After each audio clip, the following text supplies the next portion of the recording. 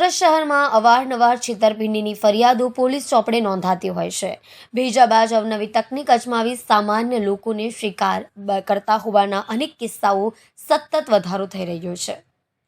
ત્યાં મોરબીથી કાગળનો માલ જથ્થામાં મંગાવી અન્ય જગ્યાએ વેચી છેતરપિંડી કરી હોવાની ફરિયાદ ઈચ્છાપુર પોલીસ મથકે નોંધાઈ હતી।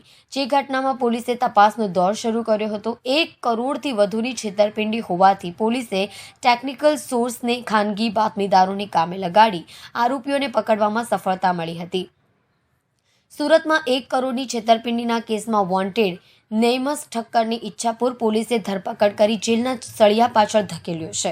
આરોપીઓએ મોરબીથી કાગળનો માલ જથ્થામાં મંગાવી અન્ય જગ્યાએ વેચી છેતરપિંડી કરી હતી। છેલ્લા 1 વર્ષથી આરોપી નૈમેશ ઠક્કર પોલીસ ચોપડે વોન્ટેડ હતો।